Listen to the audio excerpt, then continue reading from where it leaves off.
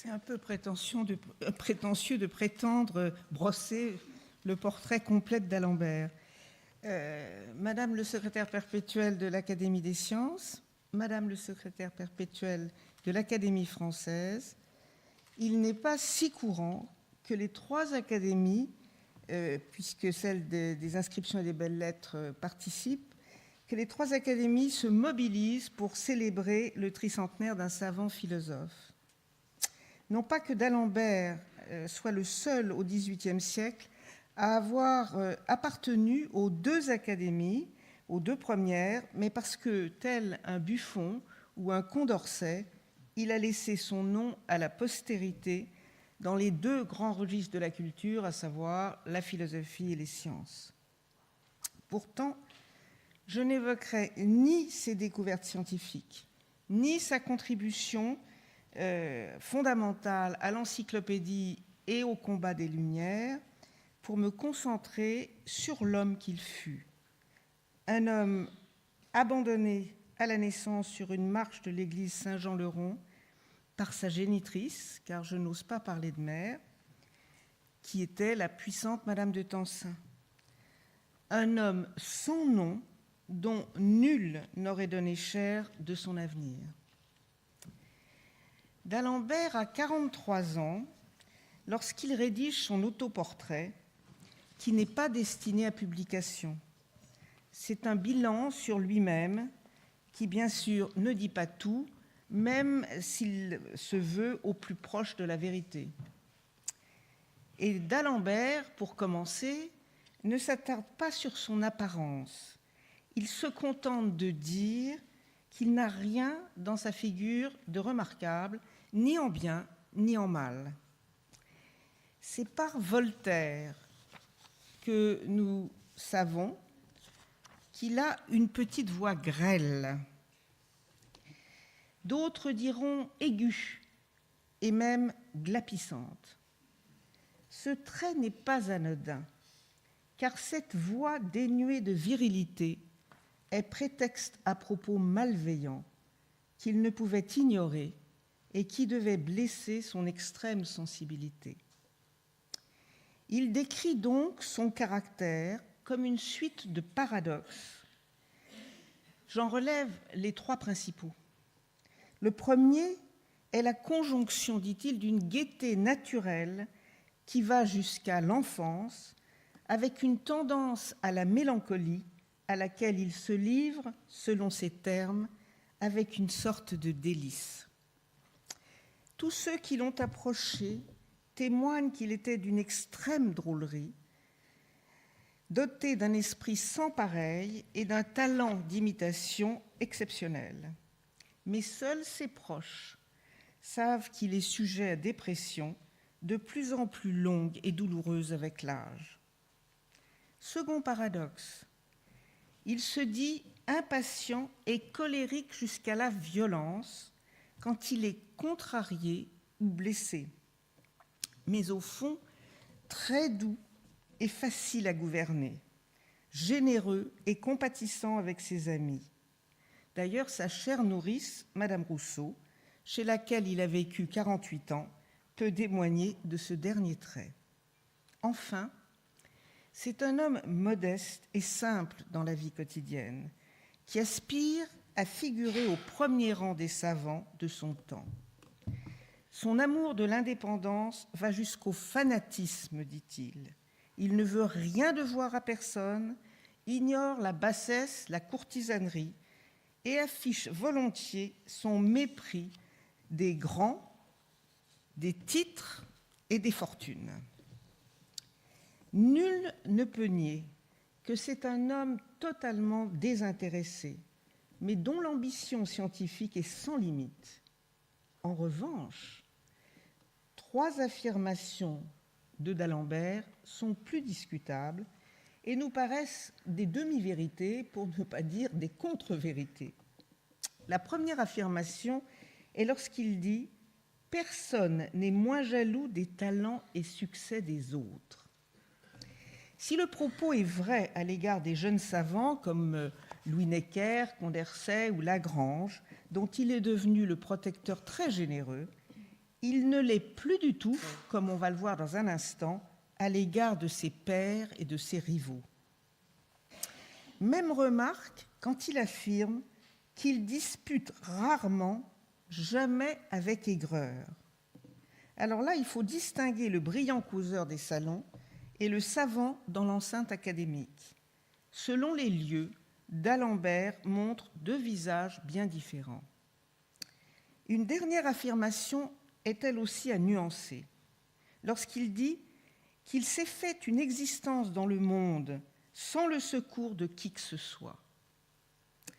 Attribuant sa réussite à ses quelques talents, sa gaieté, il oublie un peu vite ce qu'il doit à 3 personnes qui ont fait pour lui office de mentor.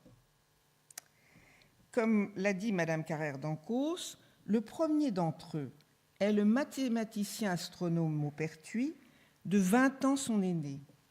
Maupertuis le prend sous sa protection et chante ses louanges à tout vent. Désigné pour être le commissaire du traité de dynamique de d'Alembert, Maupertuis ne cache pas son éblouissement devant les qualités exceptionnelles de celui qu'il qualifie de prodige. La nouvelle se répand avec beaucoup de rapidité dans le monde scientifique. C'est Maupertuis qui lui fait connaître tous ses amis et parmi eux, Madame du Deffand. Pour elle aussi, c'est un coup de foudre. Elle écrit au milieu des années 40 « D'Alembert vient presque tous les jours me voir. Je l'aime de tout mon cœur. C'est le plus honnête homme, le meilleur enfant. Et l'on ne peut avoir plus d'esprit. Je l'aime et je le regarde comme le seul homme de ce pays-ci. » Alors, sous la plume de Madame du Deffand, le compliment vaut de l'or. Madame du Deffand lui apprend les codes du grand monde qui peuplent les salons et l'art de la conversation, toute chose que sa chère nourrice, femme du vétrier Rousseau, ne pouvait lui avoir enseignée. Mais d'Alembert apprend vite, et pourtant, nouveau paradoxe. L'homme devenu le parangon des salons de Madame du Deffand, de Madame de Créqui, puis de Madame Geoffrin, de Julie de Lespinasse, bien sûr, cet homme-là souffre d'un lourd complexe d'infériorité sociale dû à sa décence. Dans son autoportrait, il dit ne s'être jamais beaucoup plu dans le grand monde, qu'il n'a jamais pu se plier à en apprendre les usages et la langue, et peut-être même, dit-il, met-il une sorte de vanité assez petite à les mépriser. Enfin, d'Alembert va bénéficier d'un troisième mentor. C'est l'abbé Canaille, membre de l'Académie des Belles-Lettres, qui va lui enseigner l'art essentiel de la belle écriture, autrement dit l'élégance et la légèreté du style qui font les grands écrivains. On l'aura compris, la clé de la personnalité de d'Alembert est dans son abandon à la naissance. C'est le péché originel qui l'a marqué au fer rouge et va déterminer, tant dans son comportement que dans ses convictions, ses prises de parti. Ce fut cette blessure, ce fut peut-être une force à l'origine de l'intransigeance de sa morale, qui s'accompagne malheureusement aussi pour lui d'une susceptibilité pénible, origine probable de ses dépressions. De là découle un besoin insatiable de reconnaissance publique pour compenser sa naissance obscure, voire humiliante. Mais la gloire ne lui suffit pas, car l'homme à la nuque raide est aussi un homme au cœur tendre. Cette gloire tant désirée n'est ni sociale, ni bien sûr financière. D'Alembert ne connaît que la méritocratie. Son seul atout, c'est son génie. Comme tous les ambitieux qui n'ont rien et ne sont rien dans leur jeunesse, il est doté d'un immense orgueil et rêve d'être reconnu comme le plus grand savant de son temps. En conséquence, il ne supporte ni ses égaux ni ses rivaux, qui menacent son besoin de reconnaissance. Sentiment d'ailleurs réciproque de ces derniers à son égard, qu'il s'appelle Clairaut, jeune prodige de mathématiques de l'Académie des sciences, mais aussi Léonard Euler à Berlin ou Daniel Bernoulli à Bâle. Tous travaillent sur les mêmes problèmes et font parfois les mêmes découvertes à quelques semaines de distance. Et la question de la priorité des découvertes est l'obsession de tous. À Paris, les savants doivent lire leurs travaux pour qu'ils soient jugés et homologués par l'Académie des sciences. Entre Clairaut et d'Alembert, tout est bon pour dissimuler à l'autre l'état réel de son avancement. Espionnage ou dissimulation dans les plis cachetés de passages clés de la démonstration sont de mise. Contrairement à Clairaut, plus dissimulé ou plus diplomate, d'Alembert ne cache pas son mécontentement qui peut aller jusqu'à la colère, ce qui est contraire à la convivialité de mise à l'Académie. D'autant qu'il ne se gêne pas pour dire tout haut ce qu'il pense de tous ceux de ses confrères qu'il juge incapables ou dépassés. Ces interminables querelles de priorité avec Clairaut, commencées dès 1742, mais aussi avec Euler, se terminent par des brouilles avec pertes et fracas de la part de d'Alembert dans les années 1751-52. Ainsi, d'Alembert et Clairaut ne s'adresseront plus la parole jusqu'à la mort de ce dernier, ce qui signifie à peu près 15 ans. Frustré, d'Alembert se détourne dans les années 1750 de l'Académie des sciences, où il ne compte plus que 2 ou 3 véritables amis. Depuis 1745, il a trouvé un modeste travail de traducteur du dictionnaire anglais de Chambers, origine de l'encyclopédie, travail indispensable pour couvrir ses dépenses urgentes. Bientôt, il en devient le coéditeur avec Diderot, dont il est l'ami, et avec lui, il fréquente la jeune garde des intellectuels, les Condillac, les Rousseau, Grimm et beaucoup d'autres. Il s'implique dans le monde des lettres et de la philosophie et remporte son premier succès littéraire en publiant l'éloge post-mortem de Jean I Bernoulli dans le Mercure de France en 1748. Et c'est à la fois une défense des mathématiques et également une leçon sur l'art de l'éloge post-mortem qui ne manque ni de finesse ni d'intelligence et de panache. Pour l'heure, c'est moins les sciences qui retiennent son attention que la formation d'un parti philosophique dont il va rédiger le manifeste dans le discours préliminaire de l'encyclopédie qui est publié au printemps 1751. Ce texte fondateur lui vaut un immense prestige. Le mathématicien se révèle un remarquable écrivain. Le spécialiste du calcul intégral est aussi un philosophe, un humaniste et même un politique. Il acquiert un statut doublement exceptionnel dans l'histoire des intellectuels. Non seulement il est l'un des derniers à pouvoir se prévaloir de la double culture scientifique et philosophique, mais il réussit cet exploit si rare de conjuguer la reconnaissance de ses pairs et l'admiration du public. Lorsque le livre paraît en juin, le succès est immédiat. Il est porté au nu par les philosophes. En attendant les critiques des jaloux ou les désaccords philosophiques qui ne manqueront pas d'arriver, d'Alembert peut écrire « La préface a eu un succès qui a passé toutes mes espérances. Il me paraît aussi qu'on est content de l'ouvrage. » Alors, sous l'apparente modestie du propos, on sent bien que d'Alembert exulte de bonheur. C'est la gloire à l'état pur.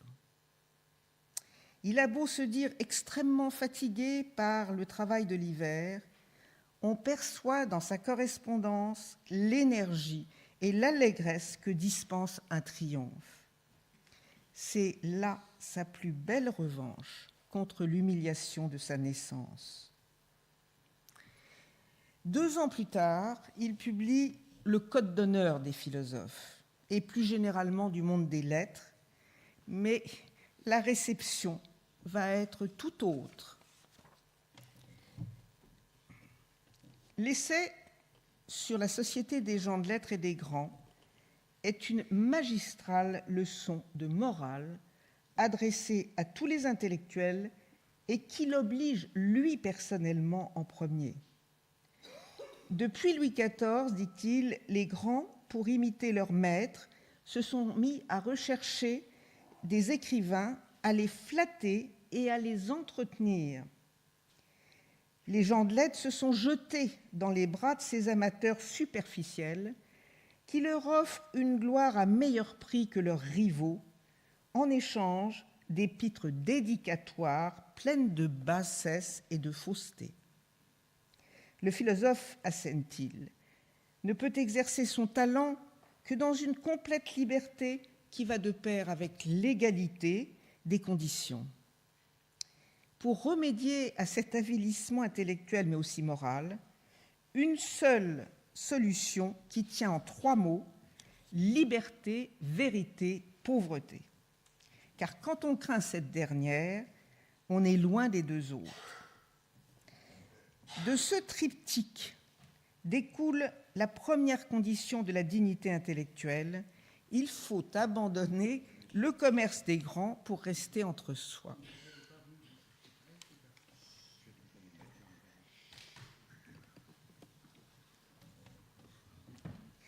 Dans l'ensemble, l'accueil est exécrable, ce qui n'a rien d'étonnant dans une société où les faveurs l'emportent souvent sur le mérite. Il faut plaire.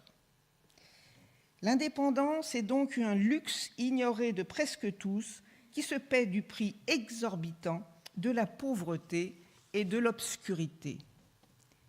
Alors il n'est pas étonnant que l'ensemble du monde littéraire se soit senti visé.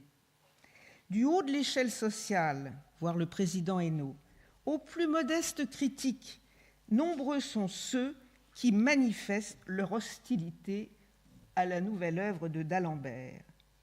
Comme souvent, c'est le caustique Piron qui dit tout haut ce que l'on pense tout bas. Il trouve d'Alembert ridicule avec ses appels à la dignité. Je le cite, « Les hommes de lettres comme lui ont besoin de manger. Que d'Alembert me démontre que des oignons valent les poulardes du Mans. Aussi ne convertira-t-il pas nos beaux esprits qui tous décrient son livre à la table de ceux chez qui il dîne, Fontenelle à leur tête, et d'Alembert restera seul à dîner chez lui. » Écœuré par les réactions de ses pairs, d'Alembert annonce qu'il se retire sur l'Aventin. Il écrit à Madame du Deffand « Me voilà claquemuré pour longtemps et vraisemblablement pour toujours dans ma très chère et très paisible géométrie. » Ayant dédié ce livre à son grand ami l'abbé Canaille, les ignominies courent sur son compte. Fréron va jusqu'à écrire à l'inspecteur Emery « J'ignorais que d'Alembert était giton. Le fait est sûr, il ne peut pas être agent vu son impuissance décidée. Mais il est volontiers patient. On les a surpris en flagrant délit, l'abbé Canaille et lui. » Pure calomnie. Mais il y aura peut-être encore pire 1 an plus tard, quand le jésuite Tholomyès prononça le discours solennel de la rentrée des classes du collège lyonnais de la Trinité, où toutes les personnalités de la ville sont présentes. Et c'est une violente diatribe contre l'article rédigé par d'Alembert, l'article collège pour l'encyclopédie, accompagné d'une remarque insultante de Tholomyès à l'égard de d'Alembert, qu'il traite, je cite, de petit homme sans père ni patrimoine. Mot qui se répand très vite à Lyon comme à Paris. Les encyclopédistes sont indignés, mais pour d'Alembert, l'allusion à sa bâtardise est une brûlure qui ne s'apaise pas, d'autant qu'on lui demande de ravaler l'offense. Même son élection à l'Académie française à la même époque ne parviendra pas à lui faire oublier cette brûlure. Seule consolation, les idées de liberté et d'égalité des gens de lettres ne sont pas perdues pour tout le monde. Une partie de la nouvelle génération adhère aux revendications du philosophe. La courtisanerie paraîtra bientôt tout à la fois aussi démodée qu'humiliante. Reste à d'Alembert le devoir de s'appliquer à lui-même le code d'honneur qu'il a énoncé, sous peine d'apparaître comme le pire des Tartuffes. Or, notre savant philosophe est l'homme le plus convoité des grands de ce monde, à savoir Frédéric II, puis Catherine II. Alors qu'il se sent méprisé dans son propre pays, par le roi d'abord, mais aussi par l'Académie des sciences. Celle-ci l'humilie en le faisant attendre des mois et des mois la pension, la petite pension de feu Clairaut, qui lui revient de droit alors qu'il tire le diable par la queue. La tentation est forte, lorsqu'il se sent outragé, de céder à l'appel de Berlin et de Saint-Pétersbourg. En Prusse, Frédéric II ne cesse de lui offrir la direction de son académie avec tous les avantages afférents et la promesse d'un tête-à-tête constant avec lui, Frédéric. Par 2 fois, en 1746 et en 1759, d'Alembert, écœuré par le sort qu'on lui fait à Paris, a songé à s'en aller, puis s'est repris très vite. En 1762, la tentation vient de Russie avec une proposition faramineuse de l'impératrice Catherine. Pour faire oublier l'assassinat de son mari et restaurer son image en Europe, elle appelle d'Alembert à sa cour avec mission d'élever son fils selon les principes des Lumières. D'Alembert reçoit 3 invitations de la part de Catherine II. Par 3 fois, le philosophe décline l'invitation. Enfin, c'est Catherine qui prend elle-même la plume, suivie d'arguments sonnants et trébuchants. 100 000 livres de traitement, les fonds au bout de 6 ans que devait durer le préceptorat, des au pluriel, maisons qu'on achèterait en France au gré du bénéficiaire. Pour un homme qui vit très modestement, la proposition est mirifique. Il n'est pas impossible qu'il eût un instant la tentation d'accepter parce qu'il jugea utile de consulter 2 de ses plus anciens amis. Le président Hénault, homme de cour, lui conseilla vivement d'accepter. L'abbé Canaille, auquel il avait dédicacé l'essai sur les gens de lettres, l'en décourage tout aussi vivement. Je cite, « Vous vous rendriez à des offres qui n'ont jamais triomphé que des âmes vaines et intéressées. » Autrement dit, il faut rester fidèle à la déontologie de la République des lettres qu'il a lui-même énoncée 10 ans plus tôt. Il semble que d'Alembert n'ait pas attendu l'avis de l'abbé Canaille pour exprimer son ultime refus. Il est vrai que l'homme qui vivait toujours chez sa nourrice détestait l'idée de changer ses habitudes et surtout qu'une personne aimée le retenait à Paris, car l'homme à la nuque raide est aussi, on l'a dit, une âme tendre.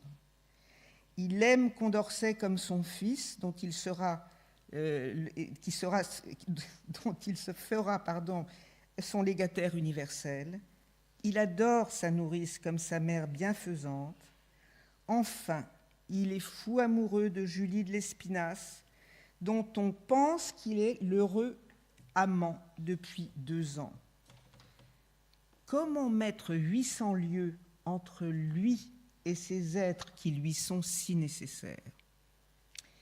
Alors certes, l'homme intransigeant ne pouvait trahir ses principes sans se perdre, mais il est à parier que l'homme au cœur tendre l'y a beaucoup aidé.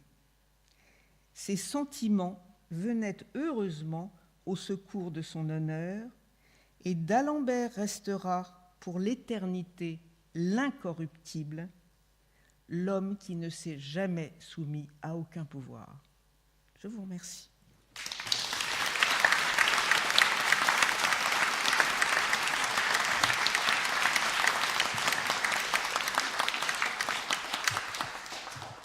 Merci beaucoup pour cette remarquable évocation. On a été captivés, extraordinaire.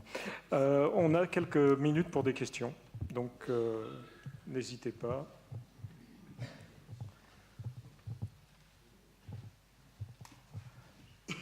Si pas de questions, ça donnera du temps un peu plus pour mes collègues. Bougez pas, on va en avoir.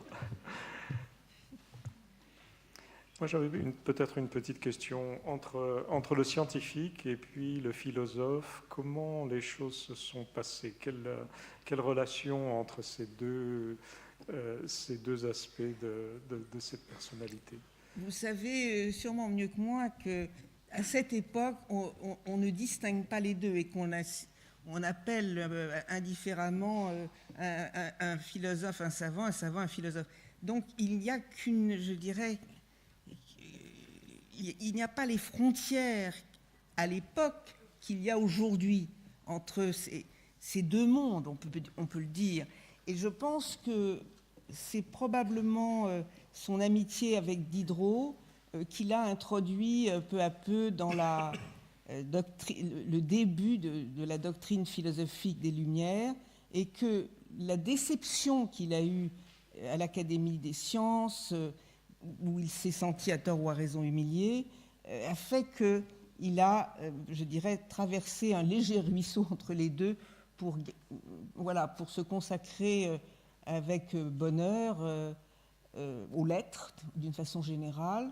Et ce qui est remarquable, c'est qu'après tout, il a quand même tracé, par le discours préliminaire, il a fait un texte fondateur des Lumières, cette philosophie des Lumières, alors qu'il n'avait pas une formation de philosophe.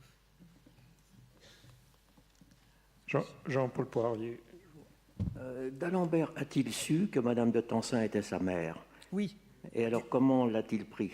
Je ne voudrais pas aller sur les plates-bandes de Françoise Launay, qui en dira beaucoup plus et qui est la grande spécialiste de la question. Mais oui, bien sûr, il le savait très bien.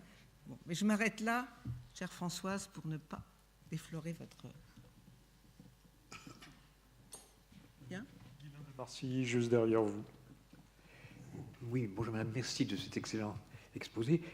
Qu'est-ce qui explique l'animosité ou le non-soutien de d'Alembert par le roi? Il est, comme disait madame Carabancos, il est athée, il est impie, et en plus, il méprise les grands, Ah, pardon. Merci. Il méprise les grands, les fortunes, tout ce qui fait le monde de la cour. C'est pas son monde à lui, et donc il était un peu diabolisé, d'Alembert. D'ailleurs, à ma connaissance, mais je peux me tromper, s'il a été à Versailles, c'était pour aller au dîner du docteur Quesnay, et je ne crois pas qu'il ait eu de relation avec Louis XV, mais il faut aussi savoir que l'Académie des sciences dépendait du roi, et que quand on lui fait espérer des pensions qui n'arrivent pas et auxquelles il a droit, il y a aussi l'autorité suprême qui doit dire on a le temps. D'Alembert appartient au clan des philosophes qui sont en guerre, on peut le dire, avec avec la cour et le clan des jésuites et le clan des dévots. Donc, voilà, c'est pas possible. Il y a une distance entre ses valeurs à lui et les valeurs de Versailles, c'est pas compatible. Très bien, merci beaucoup.